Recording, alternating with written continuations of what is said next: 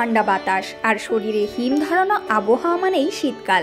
তবুও এই শীতকালের জন্যই অধীর আগ্রহে সারা বছর অপেক্ষা করার একটাই কারণ, আর তা হলো ধোঁয়া ওঠা গরম গরম মজার স্বাদের পিঠা। শীতের সকাল বা সন্ধ্যায় নতুন চালের গুঁড়ো, খেজুরের গুড় সহ নানান উপাদানে পিঠা তৈরি করা বাঙালি ঐতিহ্যের অংশ। বাহারি স্বাদের নানা ধরনের পিঠা তৈরি হলেও মূলত ভাপা পিঠা আর চিতই পিঠাই জনসাধারণের মধ্যে বেশি জনপ্রিয়।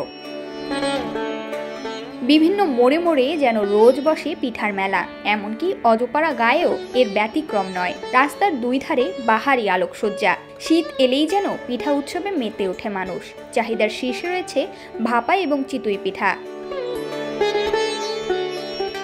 নরসিংদীর বেলাব উপজেলার পাটুলি ইউনিয়নের দুলুর মোড়ে দোকানগুলোতে জমে উঠেছে পিঠা বিক্রি। এসব পিঠার দোকানে ভিড় করেছেন পিঠাপ্রেমী নানান বয়সী মানুষ। দোকানিরাও পার করছেন ব্যস্ত সময়। 3টা আরম্ভ, রাত 12, 1টা, 2টা, 3টা পর্যন্ত অনেক দূর দূরান্ত লোকসভা আসে। আমরা গাজীপুরতে চতুর্পাশতে অনেক দূর থেকে আসে লোক।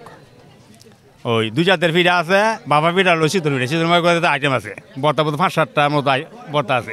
নারিকেল দেয়, মুরব্বা দেয়, কিশমিশ দেয়, কাঠবাদাম, কাজু বাদাম, দেশি বাদাম, তিল, আনার, রসমালাই, চেরি ফল, তারপর হচ্ছে আপনার খেজুরের গুড়, আর হচ্ছে আপনার এই আতপ চাউল।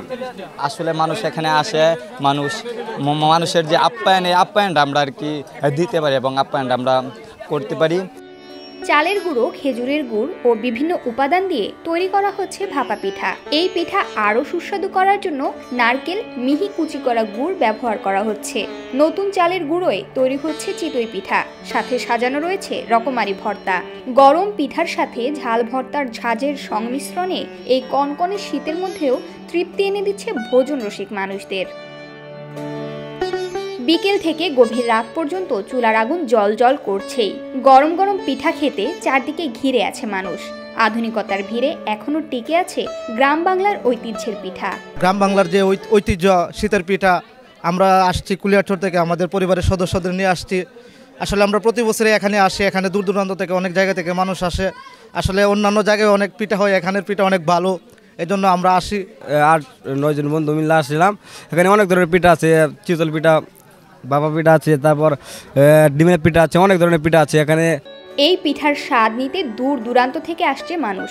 বন্ধু বান্ধব কিংবা পরিবার পরিজনদের নিয়ে অথবা একা একাই এসে অনেকেই ভিড় জমান এসব পিঠার দোকানে।